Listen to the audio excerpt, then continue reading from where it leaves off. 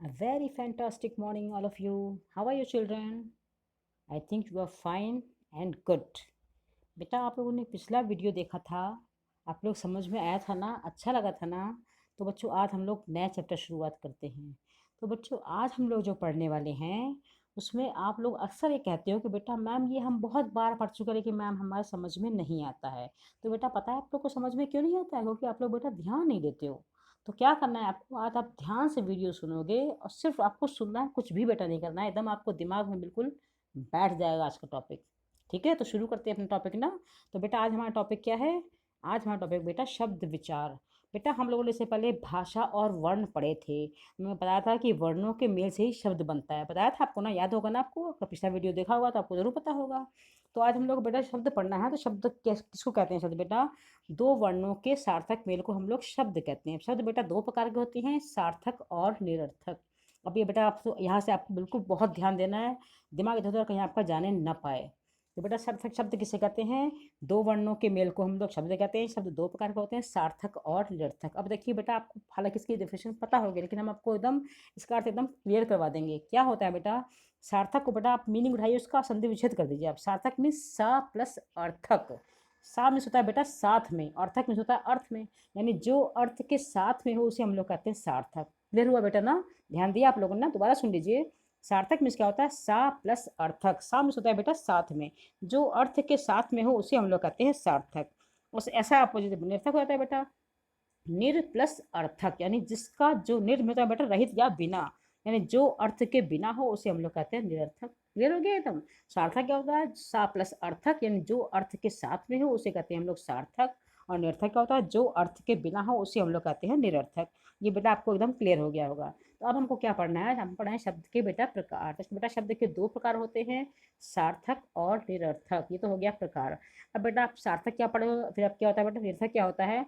निरर्थक के कोई प्रकार नहीं होते हैं, सार्थक के बेटा बहुत सारे प्रकार होते हैं। तो आप लोग पहले हम पढ़ते हैं आपको, आप पढ़िए, हम लोग पहले आपको निरर्थक बेटा पढ़ाएंगे। निरर्थक बेटा क्या होता है कि बेटा आप लोग कभी दिमाग में इस बात आई होगी कि निरर्थक जब शब्द का जब कोई प्रयोग नहीं है, जिसका कोई अर्थ नहीं होता, तो उसका हम लोग बनाया क्यों गया, इसका हम लोग प्रयोग क्यों करते हैं निरर्थक शब्द का? बेटा इसका प्रयोग हम लोग इसलिए करते हैं क्योंकि जब लोग बेटा हम लोग कभी जल्दी में होते हैं ना, तो हमारे मुंह से कुछ गलत वर्ड निकल जाता है, तो वही उसका प्रयोग हो जाता है। जैसे आप लोग कभी कहीं किसी घर जाओ तो कोई कहता रहो ना कि आप आओ चलो चाय शाय पी के जाना, कोई कहता है ना, तो चाय शाय मीन्स क्या होता है? तो चाय तो आपका सार्थक शब्द हो जाता है, और निरर्थक क्या होता है बेटा? होता है चाय जो है वो आपका निरर्थक शब्द हो जाता है। तो उसमें क्या हो जाता है, उसकी कोई ज़रूरत नहीं होती, लेकिन आप लोग आदमी बोलचाल भाषा में दो वर्ड आप लोग मिला के बोल देते हैं। जैसे आपका चाय पी के जाना, तो ये बेटा वर्ड आपका सेंटेंस पूरा कंप्लीट होगा। फिर आप कहेंगे चाय शाय पी के जाओ, तो भी आपका सेंटेंस जो है कंप्लीट होगा। लेकिन अगर आप कहेंगे चाय खाली शाय पी के जाइए, तो आपका सेंटेंस आपका इनकम्प्लीट होगा, आपका सेंटेंस कंप्लीट नहीं माना जाएगा, क्योंकि उसमें सिर्फ निरर्थक शब्द ही आ गया। तो इसलिए आपको सार्थक शब्द को होना जरूरी है। तो बेटा सार्थक शब्द जो होते हैं बेटा ये होते हैं चार प्रकार के, जो हम लोग को आज पढ़ना है। कौन कौन से प्रकार होते हैं बेटा? इसमें होता है एक उत्पत्ति के आधार पर, एक होता है रचना के आधार पर, एक होता है प्रयोग के आधार पर, एक होता है बेटा अर्थ के आधार पर। चारों प्रकार आपने पढ़े हैं, लेकिन आपको कभी कभी कंफ्यूजन हो जाता है, आपको इसका अर्थ क्लियर नहीं होता है। तो हम लोग पहले पढ़ते हैं उत्पत्ति के आधार पर। इसके बेटा चार प्रकार होते हैं। तत्सम शब्द होता है, एक तद्भव होता है, एक देशज होता है, और एक होता है विदेशी शब्द। तो पहले हम लोग पढ़ेंगे बेटा तत्सम शब्द। अब बेटा आप लोग फिर वही बात कहोगे कि मैडम ये हम लोग बहुत बार पढ़ चुके हैं लेकिन हमें बेटा समझ में नहीं आता, खाली हम लोग रट लेते हैं और हम लोग पास हो जाते हैं, हम लोग खाली एग्जाम में कर लेते हैं, लेकिन हम लोग का अर्थ समझ में इसका अर्थ नहीं आता है, इसका अर्थ हमें क्लियर नहीं होता। तो आज आप लोग पूरा वीडियो ध्यान से सुनोगे, एक एक बात मेरी सुनोगे, तो आप आज के बाद आप ये सब नहीं कहोगे। तो क्या करना है आपको? सिर्फ आपको सुनना है। तो देखिए तत्सम शब्द क्या होते हैं बेटा? संस्कृत के वे शब्द होते हैं जो बिना परिवर्तन के, बिना किसी चेंजेस के हिंदी में प्रयोग किए जाते हैं। यानी जो मेन शब्द जो होता है संस्कृत का, उसे हम लोग हिंदी में प्रयोग करते हैं, उसे कहते हैं हम लोग तत्सम शब्द। अब आपको अर्थ को क्लियर करने के लिए हम बता रहे हैं। तत्सम शब्द में आपको शब्द विच्छेद करें तो आपका तत् प्लस सम हो जाएगा बेटा। तत् प्लस सम हो जाएगा, यानी तत् मीन्स उसके जैसा, सम मीन्स समान। अब किसके जैसा समान ये आपको समझ में आया ना? तो सम मीन्स होता है बेटा साम, सम से आप लीजिए, सा से लीजिए एक वर्ड संस्कृत ले लीजिए। हमने आपको पहले बताया था बेटा कि संस्कृत जो है बहुत प्राचीन भाषा है और हिंदी भाषा का प्रयोग बहुत बाद में होना शुरू हुआ है। मैंने बताया था, आपने पिछला वीडियो देखा होगा तो आपको बताया होगा जरूर ना, तो आपको ध्यान भी होगा। तो तत् प्लस हम होता है मीन्स उसके जैसा, उसके मीन्स संस्कृत के जैसा होता है, तो उसे कहते हैं हम लोग तत्सम शब्द। किसके जैसा होता है? संस्कृत जो होता है हमारी प्राचीन भाषा है, तो जो शब्द बेटा संस्कृत से होते हैं, जो मेन शब्द होते हैं संस्कृत के, उसे हम लोग बेटा कहते हैं तत्सम शब्द। और तद्भव क्या होता है? जो हम लोग संस्कृत में होते हैं लेकिन हम बोलचाल की भाषा में प्रयोग कर लेते हैं। यानी इसकी डेफिनेशन क्या होगी कि जो शब्द निरंतर प्रयोग करना बढ़कर प्रयोग किया जाता है उसे हम लोग कहते हैं तद्भव शब्द। तद्भव मीन्स क्या होता है, इसको टुकड़े कर लीजिए। तद प्लस भव, भव मीन्स होता है बेटा उद्भव या उत्पन्न, तद मीन्स उससे, यानी कि जो उससे उत्पन्न, उससे मीन्स जो मतलब संस्कृत से उत्पन्न, उससे होता है बेटा संस्कृत से उत्पन्न। तो तद मीन्स भव मीन्स होता है जो उससे उत्पन्न हुआ, यानी जो संस्कृत से उत्पन्न होता है, जो संस्कृत में उत्पन्न होता है उसे हम लोग कहते हैं तद्भव शब्द। यानी ये वो शब्द होते हैं जो निरंतर प्रयोग होता है लेकिन हम लोग उसको बदल के अपने हिंदी में प्रयोग करने लगते हैं, उसे कहते हैं हम लोग तद्भव शब्द। जैसे इसका एग्जाम्पल देखिए आप लोग, जैसे वर्ड हो गया घृत, तो घृत जो हो गया बेटा संस्कृत शब्द तो वो हो गया तत्सम शब्द, और घृत का मीनिंग हो जाएगा घी, तो ये हो गया हिंदी वर्ड, तो ये होगा तद्भव शब्द। क्लियर हो गया आपको ना। जैसे अब ग्राम ले लिए वर्ड एक, अब ग्राम वर्ड जो है संस्कृत का वर्ड है, शुद्ध शब्द है, तो ये क्या हो जाएगा तत्सम हो जाएगा। और जो ग्राम को कहते हैं हिंदी में हम लोग गाँव, तो ये हो जाएगा आपका तद्भव शब्द। ऐसे क्लियर हुआ ना आपको, समझ में आया आपको नहीं आया? समझ में आया होगा, जरूर आ गया। तो क्या करना है आपको, अगर आपको कुछ भी अगर कन्फ्यूजन थोड़ा सा बाकी है इसमें, तो हम क्या करेंगे, इस वीडियो क्लास में आपको कुछ ट्रिक्स बता देंगे बेटा तत्सम पहचानने के लिए, तो आपको बिल्कुल क्लियर हो जाएगा, कहीं आपको कोई भी कन्फ्यूजन तत्सम तद्भव में नहीं होगा। चलिए हम इसके आगे बढ़ते हैं। इसका सेकंड पॉइंट, इसका थर्ड पॉइंट है बेटा देशज शब्द। बेटा ये क्या होता है, देशज का अर्थ होता है जो देश से उत्पन्न होता है, यानी वही शब्द होते हैं जो हम बोलचाल में प्रयोग करते हैं। जैसे कि सवेरा हो गया, खिड़की हो गया, थैला हो गया, बेटा बहुत सारे शब्द हैं जो हम लोग आम बोलचाल में प्रयोग करने लगते हैं, लेकिन वो देश के शब्द होते हैं, वो हमारी मातृभाषा के शब्द नहीं होते, हमारी राष्ट्रभाषा के शब्द नहीं होते हैं, वो कोई हमारी हमारी जो होता है मेन हिंदी के शब्द नहीं होते हैं, हम लोग सिर्फ बोलचाल में प्रयोग कर लेते हैं, उसे कहते हैं हम लोग देशज शब्द। फिर नेक्स्ट होता है इसमें विदेशी शब्द। बेटा ये वो शब्द होते हैं जो विदेशी भाषाओं से आकर हम लोग हिंदी में शामिल हो गए हैं, हम लोग हिंदी में धड़ल्ले से प्रयोग करते हैं, लेकिन होते हैं वो विदेशी शब्द। जैसे स्कूल वर्ड ले लीजिए आप, स्कूल वर्ड क्या है, इंग्लिश वर्ड है, लेकिन हिंदी में खूब यूज़ हो रहा है। क्यों हो रहा है, क्योंकि जब बेटा जो जो लोग पढ़े लिखे नहीं होते वो भी बेटा स्कूल शब्द बोलते हैं ना, वो समझते हैं कि ये हिंदी का ही वर्ड है, लेकिन ये हो रहा है विदेशी शब्द। ऐसी ट्रेन शब्द है, स्टेशन बेटा, और जैसे बाकायदा अरबी तुर्बी का शब्द है। तो बेटा बहुत से वर्ड्स ऐसे होते हैं जो विदेशी शब्द आ जाते हैं लेकिन हिंदी में यूज़ होने लगते हैं, तो हो जाते हैं विदेशी शब्द। और ये मतलब नहीं खाली इंग्लिश के वर्ड विदेश हिंदी बात, वो भी विदेशी हो जाएंगे बेटा, अरबी के होते हैं, फारसी के होते हैं, तुर्की, बेटा बहुत सारी भाषाओं के शब्द होते हैं जो हिंदी में यूज़ होने लगते हैं, तो उसे हम लोग कहते हैं विदेशी शब्द। तो ये आपने क्या पढ़ा, ये पढ़ा 7 शब्द का प्रकार पढ़ा, ये होगा उत्पत्ति के आधार पर बेटा, और ये इसके होगा 4 प्रकार। कौन कौन से होगा, तत्सम हो गए, तद्भव हो गए, देशज हो गए और विदेशी हो गए। ये आपको समझ में आया कि नहीं आया, आपको जो क्लियर हो गया होगा ना। तो क्या करना है आपको, इसमें अब एक लाइक वाला बटन दबा दीजिए, बस लाइक कर दीजिए बस। अब आगे चलते हैं हम लोग, बड़े आगे। अब आते हैं हम लोग बेटा रचना के आधार पर। इसके है बेटा, इसके आधार बेटा 3 वर्ड होते हैं। कौन कौन से होते हैं इसके प्रकार, इसका होता है एक रूढ़ शब्द होता है, एक यौगिक होता है, एक होता है योग रूढ़ शब्द बेटा। अब ये कहोगे मैडम, फिर आप हंसी आएगी ना कि मैम ये तो हमको अभी समझ में नहीं आता, तो हम थोड़ा बहुत हमको समझ में आता है, हम लोग एग्जाम में कर लेते हैं, लेकिन ये तो हमें बिल्कुल समझ में आता ही नहीं है। तो अब आज के बाद आप लोग ये नहीं कहोगे हमें समझ में ये नहीं आता। क्यों नहीं कहोगे, क्योंकि आप लोग वीडियो को ध्यान से सुनोगे, बस सिर्फ आपको बेटा सुनना है, कुछ करना नहीं है, कुछ भी नहीं करना है, सिर्फ आपको ध्यान देना है, ध्यान से सुनना है बस, और कुछ भी नहीं करना है, ठीक है। तो आप चलिए क्या होता है ये, इसके बारे में सुनिए। तो बेटा ये वो शब्द होते हैं जो बेटा एक निश्चित अर्थ देते हैं। ध्यान सुनिएगा बेटा, रूढ़ शब्द क्या होते हैं, जो एक निश्चित अर्थ देते हैं, जिनको विभाजित हम नहीं करते, जिसका विभाजन नहीं करते, जिसके हम लोग टुकड़े नहीं कर सकते हैं, उसे कहते हैं हम लोग रूढ़ शब्द। जैसे कि आपने ले लिया एक वर्ड है कथा। अब कथा क्या होता है, कथा में का और था अलग कर दोगे तो क्या हो जाएगा, कथा बन जाएगी। तो इसलिए किसका अर्थ कोई नहीं होगा, ना का अर्थ होगा ना था का अर्थ होगा, तो क्या हो जाएगा, रूढ़ शब्द हो जाएगा। रूढ़ शब्द में क्या होता है, जिस जो निश्चित अर्थ देते हैं लेकिन उनका कोई टुकड़े नहीं होता, उसमें कोई विभाजन नहीं होता, उसे हम कहते हैं रूढ़ शब्द। जैसे आकाश लीजिए, अब आकाश वर्ड बोलेंगे तो उसके आ का और शा अलग अलग कर दोगे तो उसका ना आ का मीनिंग निकलेगा, ना शा का मीनिंग निकलेगा, ना आ का मीनिंग निकलेगा, तो क्या हो जाएगा, आकाश में कोई अगर अलग कर दोगे तो उसको तो कोई भी मीनिंग उसका नहीं निकलेगा। तो ये हो जाएगा आपका रूढ़ शब्द। रूढ़ शब्द दोबारा सुन लीजिए, रूढ़ शब्द क्या होते हैं, जिसके कोई टुकड़े नहीं हो सकते, जिनका विभाजन नहीं हो सकता, जिनको हम डिवाइड नहीं कर सकते हैं, उसे हम कहते हैं रूढ़ शब्द। क्लियर हो गया ना आपको, या क्लियर हो गया होगा। तो सेकेंड वर्ड देखिए, इसका होता है, एक होता है बेटा यौगिक शब्द। अब देखिए यौगिक होता है योग प्लस इक। क्या मतलब है इसका, जो 2 शब्दों से मिलकर बनते हैं, यानी 2 शब्दों के योग से बनते हैं। जैसे यो इसमें क्या बेटा क्या आता है, हमें 4 शब्द बेटा जरूर मिलेंगे आपको, संधि, समास, उपसर्ग और प्रत्यय, ये 4 शब्द जरूर मिले तभी आपका यौगिक शब्द बनेगा, वरना वो रूढ़ शब्द बन जाएगा। ध्यान सुनिए, फिर दोबारा सुन लीजिए। रूढ़ शब्द क्या होते हैं, जिनका निश्चित अर्थ में प्रयोग होता है लेकिन उसके टुकड़े नहीं हो सकते हैं, वो होता है बेटा रूढ़ शब्द। और यौगिक क्या होता है, जो 2 शब्दों से मिलकर बनते हैं लेकिन इसमें 4 चीज़ों में से कोई एक चीज़ जरूर मिलेगी, उसे कहते हैं यौगिक शब्द। वो 4 चीज़ें क्या होती हैं, या संधि उसमें होगी, या बेटा समास उसमें होगा, या उपसर्ग होगा, या उसमें प्रत्यय होगा, तभी यौगिक शब्द बनेगा, वरना यौगिक शब्द आपका नहीं बनेगा। लेकिन एक बात बेटा और इसमें ध्यान देना है कि समास बेटा होता है, उसमें समास होता है बेटा बहुब्रीही समास, वो यौगिक शब्द में नहीं होता है बेटा, वो योग रूढ़ में जाता है। दोबारा सुन लीजिए फिर, सिर्फ आपको ध्यान देना है, कुछ करना नहीं बेटा आपको। दोबारा सुनिए, रूढ़ शब्द क्या होता है? जो निश्चित अर्थ देता है, जिसके टुकड़े नहीं हो सकते, उसे हम कहते हैं रूढ़ शब्द। यौगिक शब्द क्या होता है? जो दो शब्दों के योग से बनता है, उसे कहते हैं यौगिक शब्द। लेकिन इसमें चार चीज़ें जरूर मिलेंगी आपको, या संधि हो, या समास हो, या उपसर्ग हो, या प्रत्यय हो। लेकिन समास बहुव्रीहि समास में नहीं मिलेगा, बाकी सारे समास आपको यौगिक शब्द में मिलेंगे। तो बहुव्रीहि समास कहाँ आता है बेटा? आता है वो योग रूढ़ में। अब समझिए योग रूढ़ क्या होता है? ऐसे शब्द जो दो शब्दों के योग से तो बनते हैं, किंतु उनका अर्थ बेटा एक विशेष अर्थ होता है, वो कहते हैं योग रूढ़। दोबारा सुनिएगा बेटा, और बहुत ध्यान सुनिएगा। योग रूढ़ क्या होता है? जो दो शब्दों के योग से बनते हैं, किंतु उनमें विशेष अर्थ देते हैं। या ऐसे कर लीजिए आप लोग, जो तीसरा अर्थ देते हैं उसे हम लोग कहते हैं योग रूढ़। कैसे होगा इसको फिर एग्जाम्पल से समझिए आप। जैसे होगा वीणा पाणी। वीणा मीन्स क्या होता है बेटा? वीणा। पाणी मीन्स होता है हाथ। यानी जिनके हाथ में वीणा है। किनके हाथ में वीणा है बेटा? सरस्वती जी के हाथ में वीणा होती है ना, तो अर्थात होगा सरस्वती जी। तो ये क्या हो गया? ये आपका तीसरा अर्थ दे रहा है, तो ये क्या हो गया? योग रूढ़ शब्द। दोबारा सुन लीजिए, योग रूढ़ क्या होता है? जो दो शब्दों के योग से बनते हैं, किंतु विशेष अर्थ देते हैं या कोई तीसरा अर्थ देते हैं, उसे कहते हैं हम लोग योग रूढ़। जैसे आप नीलकंठ ले लीजिए वर्ड एक। नीलकंठ का मतलब क्या होगा? नील प्लस कंठ। नीला है कंठ जिसका। किसका नीलकंठ है? शंकर जी का नीलकंठ है ना। पता क्यों है बेटा? उन्होंने एक बार विष पी लिया था, तो विष को उन्होंने अपने गले के नीचे नहीं उतरने दिया, तो उनको कंठ में ही धारण कर लिया, तो उनका जो हो गया कंठ नीला हो गया। तो नीलकंठ हम शंकर जी का, उसका अगर से आपको समझ विग्रह करेंगे तो क्या हो जाएगा? नील प्लस कंठ, नीला है गला जिसका, अर्थात शिव जी या तो शंकर जी। तो शंकर जी तीसरा अर्थ दे रहा है या विशेष अर्थ दे रहा है, तो ये क्या हो गया? आपका रूढ़ शब्द हो गया।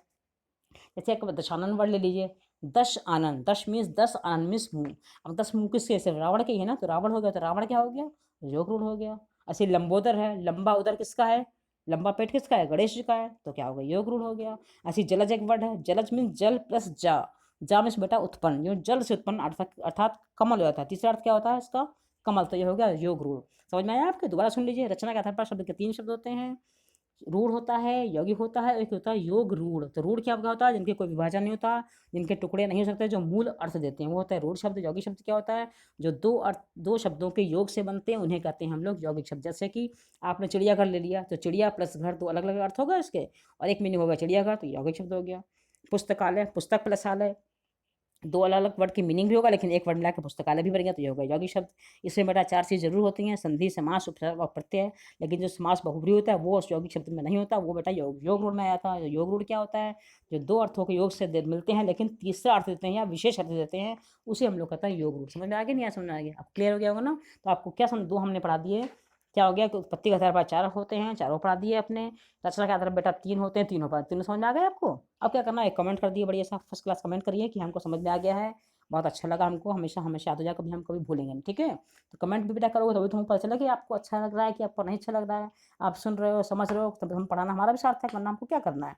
हम भी नहीं पढ़ाएंगे। हम लोग बेटा एक बेटा वीडियो बनाने में बेटा बहुत मेहनत लगती है। हमारा अध्ययन रहता है, हमारा एक्सपीरियंस रहता है, चार लोगों की हम बात सुनते तब तक वीडियो बनाते हैं हम, तब तो आपको पता जाता है ना वीडियो। तो आप क्या मतलब आपको उससे क्या मिलेगा बेटा? आपको ये हमेशा आपके आगे तक काम आएगा। ये खाली इसी क्लास में काम नहीं आएगा बेटा, ये आपके आगे भी काम आएगा। इसलिए आप कहीं आप जो आपको अच्छा लगे ना, उसको बेटा आप कहीं नोट करो। हर समय तो आप लोग वीडियो देखोगे नहीं, लेकिन जो बातें आपको अच्छी लगे उसको आप कहीं जरूर कहीं ना कहीं नोट कर लीजिए, आपके बेटा हमेशा काम आएंगी। चलिए हम लोग आगे चलते हैं। आगे बढ़िए। क्या होता है? प्रयोग के आधार पर।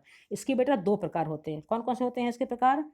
एक होता है विकारी शब्द, एक होता है अविकारी शब्द। विकारी शब्द क्या होता है? जिनमें लिंग वचन कारक में परिवर्तन आ जाता है।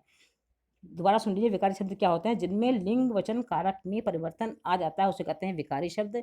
ये चार होते हैं: संज्ञा, सर्वनाम, विशेषण, क्रिया। ये आपने चारों पढ़ी होगी, आपको चारों आता भी, ज़्यादा बताने की जरूरत आपको नहीं है। नेक्स्ट होता है इसका अविकारी शब्द। बेटा ये शब्द वो होते हैं जिनमें किसी भी स्थिति में परिवर्तन नहीं होता, यानी कुछ भी चेंजेस उसमें नहीं होते हैं। ये बेटा चार होते हैं: क्रिया विशेषण, संबंध बोधक, समुच्चय बोधक और विस्मयादि बोधक। ये बेटा किसके प्रकार पड़े? ये प्रकार थे बेटा प्रयोग के आधार पर। तो प्रयोग के आधार पर बेटा कौन से होते हैं? दो होते हैं प्रकार: एक विकारी शब्द, एक अविकारी शब्द। विकारी शब्द क्या होता है? जिनमें लिंग वचन कारक या काल में परिवर्तन आ जाता है या उसमें चेंजेस हो जाते हैं, उसे कहते हैं विकारी शब्द। ये होते हैं संज्ञा, सर्वनाम, विशेषण, क्रिया, जो आपको पढ़ा है, आपको आता भी है। अविकारी शब्द वे होते हैं जिसमें लिंग वचन कालक में परिवर्तन नहीं आता है, जो स्थायी वर्ड होते हैं उसे कहते हैं हम लोग अविकारी शब्द। इसमें परिवर्तन नहीं होता। ये चार होते हैं: क्रिया विशेषण, संबंध बोधक, समुच्चय बोधक और विस्मयादि बोधक। बेटा ये जो है इसका हम लोग आगे पढ़ाएंगे। अभी ये करें तो बहुत चैप्टर बहुत लंबा हो जाएगा, इसलिए शॉर्ट में बता दिया इसको, ये आपको आता भी है। इसका विस्तार हम लोग आगे पढ़ेंगे, ठीक है? तो हम लोग आते हैं नेक्स्ट पॉइंट पे। नेक्स्ट पॉइंट क्या है बेटा? नेक्स्ट पॉइंट हो गया इसका अर्थ के आधार पर। बेटा इसके फिर 4-5 पॉइंट है, कौन कौन से सुन लीजिए एक बार, हम आगे पढ़ाते हैं इसके बाद। इसमें पर्यायवाची शब्द हैं, विलोम शब्द हैं, वाक्यांश के लिए एक शब्द हैं, शुद्ध सम भिन्नार्थक शब्द हैं और अनेकार्थक शब्द हैं। तो पर्यायवाची तो आपको आता ही है, लेकिन फिर भी सुन लीजिए क्या होता है ये। समान अर्थ वाले शब्दों को पर्यायवाची शब्द कहते हैं। जैसे हमने बोला पानी, तो पानी क्या हो गया, अगर हमने कह दिया जल या वारी या नीर या सलिल या तोय, तो बेटा बहुत सारे वर्ड होते हैं, एक ही वर्ड के अर्थ तो एक ही देंगे, लेकिन वर्ड बहुत अलग अलग हो जाते हैं। तो क्या होता है, जो एक ही अर्थ देते हैं उसे कहते हैं हम लोग पर्यायवाची शब्द। ये आपको आता भी है। तो सेकंड है इसका, सेकंड पॉइंट है इसका विलोम शब्द। विलोम मीन्स होता है बेटा उल्टा, ये भी आपको आता है ना। जो उल्टे अर्थ वाले शब्द होते हैं उसे हम कहते हैं विलोम शब्द। जैसे कि काला का गोरा, सत्य का असत्य, समान का असमान, ऊपर का नीचे, क्या होगा, सारे विलोम शब्दों का, ये भी आपने पढ़े हैं, ये भी आपको आते हैं। थर्ड पॉइंट पाइए इसका, वाक्यांश के लिए एक शब्द। ये भी आपको आता है, लेकिन हल्का दोबारा आप रिवाइज कर लीजिए एक बार और ध्यान से, खाली सुन लीजिए, कुछ नहीं करना है आपको, सिर्फ ध्यान सुनिए। ये कौन शब्द होते हैं बेटा, वे शब्द होते हैं जो शब्द समूह के लिए प्रयोग किया। जैसे कि हमने कहा दिया सहपाठी, सहपाठी तो एक वर्ड हो गया, लेकिन इसका वाक्यांश अलग अलग क्या बनेगा, साथ पढ़ने वाला, तो क्या हो जाएगा, वो सहपाठी हो जाएगा। जैसे हमने कहा दिया पुस्तकालय, पुस्तकालय क्या हो गया, जहाँ पुस्तकें रखी जाती हों वहाँ उसे कहते हैं पुस्तकालय। तो पुस्तकालय एक वर्ड हो गया, तो क्या हो गया, वाक्यांश, वाक्यांश के लिए शब्द हो गया। समझ आ गया आपके, क्लियर हो गया होगा। बेटा इसका नेक्स्ट पॉइंट है श्रुति सम भिन्नार्थक शब्द। बेटा आप इसमें ध्यान दीजिए, इसके वर्ड्स पे ध्यान दीजिए। श्रुति सम मीन्स क्या होगा, श्रुति मीन्स बेटा सुनने वाला, सम मीन्स समान, जो सुनने में समान लगे। लेकिन उसके आगे ध्यान दीजिएगा, अभी अभी ध्यान हटाइए नहीं, आगे सुनिए। भिन्न अर्थक यानी भिन्न अर्थ वाले, यानी जो श्रुति सम भिन्न अर्थ मीन्स क्या होगा, जो सुनने में समान लगे लेकिन उसके अर्थ जो भिन्न या अलग हों। ध्यान दीजिए मेरी बात, अब क्या बता रहे हैं, दोबारा सुन लीजिए। ये पॉइंट है आपका, श्रुति सम भिन्नार्थक शब्द। इसका मतलब क्या होता है, श्रुति मीन्स सुनना, सम मीन्स समान, जो सुनने में समान लगे, जो सुनने में एक जैसा लगे, लेकिन भिन्नार्थक यानी भिन्न अर्थ देने वाले, अर्थ जिसका अलग हो उसे कहते हैं हम श्रुति सम भिन्नार्थक शब्द। ये क्या होते हैं, जैसे हमने बोला ग्रह, अब ग्रह हम बोलेंगे तो सुनाए तो एक तरफ बोल रहा है, लेकिन लिखने में अलग लिखा जाएगा, दोनों का मीनिंग इसका अलग हो जाएगा। जैसे एक ग्रह का मतलब होता है नक्षत्र, और एक ग्रह का मतलब होता है इसका घर। तो बोलने में ग्रह एक से लगा ना, श्रुतिसम मीन्स बोलने में एक से लगा, लेकिन अर्थ इसके भिन्नार्थक मीन्स अलग अलग अर्थ होगा। तो ये होगा श्रुतिसम भिन्नार्थक शब्द। एक बार जैसे हो गया कोश ले लिया। अब कोश क्या हो गया, कोश मीन्स होता है बेटा खजाना भी होता है, कोश मीन्स संग्रह भी होता है, लेकिन बोलेंगे तो हम कोश ही बोलेंगे, लेकिन देखने में दोनों वर्ड अलग अलग हो जाएंगे, उसका मीनिंग दोनों का अलग अलग हो जाएगा। तो ये हो जाएगा श्रुतिसम भिन्नार्थक शब्द। क्लियर हो गया था। नेक्स्ट पॉइंट पे आइए, नेक्स्ट पॉइंट पता है इसका है अनेकार्थक शब्द। फिर इसका विग्रह कर लीजिए। अनेकार्थक मीन्स अनेक अर्थ देने वाले, यानी वर्ड इसमें एक ही होगा, अर्थ इसके अनेक होंगे। पर्यायवाची में क्या होता है, अर्थ एक ही होता है, शब्द अलग अलग होते हैं। इसका उल्टा होता है अनेकार्थक में होता है, शब्द एक होता है, अर्थ इसके अलग अलग होते हैं। जैसे पत्र हो गया, एक वर्ड हो गया पत्र, पत्र में होता है बेटा चिट्ठी और पत्ता, अलग अलग हो गया ना। शब्द पत्र एक ही ला रहा, मीनिंग उसके दो अलग अलग होगा, चिट्ठी भी कहते हैं इसको, पत्ता भी कहते हैं। तो ये क्या हो गया, अनेकार्थक शब्द हो गया। फिर हो गया अंबर, अंबर क्या होता है, अंबर को बेटा आकाश भी कहते हैं, अंबर को बेटा कपड़ा भी कहते हैं, लेकिन वर्ड एक ही अंबर है। तो क्या हो गया, ये अनेकार्थक शब्द, अनेक अर्थ देने वाला हो गया। तो ये हो गया आपका चैप्टर पूरा। तो चैप्टर में आपने क्या क्या पढ़ा, दोबारा रिवाइज कर लेते हैं। शब्द ने शब्द पढ़ा, शब्द के प्रकार दो होते हैं, सार्थक और निरर्थक। निरर्थक का कोई प्रकार नहीं होता है, सार्थक के बहुत सारे प्रकार होते हैं। सार्थक बेटा 4 प्रकार होते हैं, उत्पत्ति के आधार पर, रचना के आधार पर, प्रयोग के आधार पर और अर्थ के आधार पर। उत्पत्ति के आधार पर होते हैं बेटा तत्सम, तद्भव, देशज, विदेशी, जो आपको क्लियर हो गया होगा। फिर रचना के आधार पर था 3 प्रकार थे, रूढ़ शब्द, यौगिक शब्द, योग रूढ़, ये भी क्लियर हो गया। दोबारा जल्दी सुन लीजिए। रूढ़ शब्द क्या होता है, जिनके टुकड़े नहीं हो सकते। यौगिक क्या होता है, दो योगों से बने होते हैं। योग रूढ़ क्या होता है, जो दो शब्दों के योग से तो बनते हैं लेकिन कुछ विशेष अर्थ देते हैं या तीसरा अर्थ देते हैं, उसे कहते हैं योग रूढ़। क्लियर हो गया होगा एकदम ना। फिर आगे था प्रयोग के आधार पर हम लोग, तो ये इसके 2 प्रकार होते हैं, विकारी और अविकारी। जिसमें लिंग वचन कार्य में परिवर्तन आ जाता है उसे कहते हैं विकारी शब्द, जिसमें लिंग वचन काल में परिवर्तन नहीं आता है उसे कहते हैं हम लोग अविकारी शब्द। फिर आगे था लास्ट पॉइंट था अर्थ के आधार पर। इसके 5 पॉइंट होते हैं। पर्यायवाची शब्द जो आपको जान गए, समानार्थ वाले पर्यायवाची होते हैं।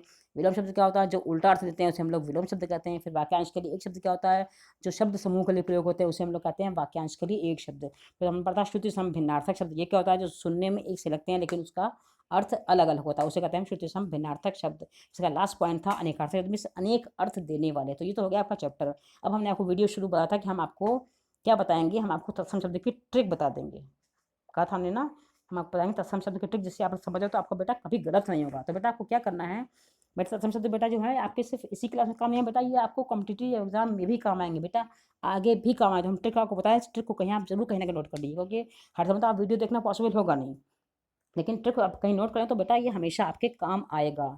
तो क्या है वो ट्रिक, समझ लीजिए आप लोग। तो ट्रिक नंबर 1 बेटा क्या है, जैसे तत्सम होता है बेटा, आपने एक वर्ड सुना है सा और शाह, तो आप लोग क्या कहते हो, आप लोग बोलते हैं छोटा सा और बड़ा सा, ये बोलते हो ना, लेकिन ऐसा इसको ऐसा नहीं होता है बेटा। जो शाह से शलगम होता है उसे कहते हैं शाह, और जो शाह से सपेरा होता है उसे कहते हैं बेटा सा। तो प्रोनाउंस आप लोग सही करो तो छोटा और बड़ा आपको बोलना नहीं पड़ेगा। शलगम वाला शाह को वो सारे जिसके जितने वर्ड होंगे सब सारे तत्सम में जाएंगे, और सपेरा वाला शाह जितने वर्ड होंगे सब बेटा तद्भव में जाएंगे। कैसे आएंगे इसको एग्जाम्पल समझिए।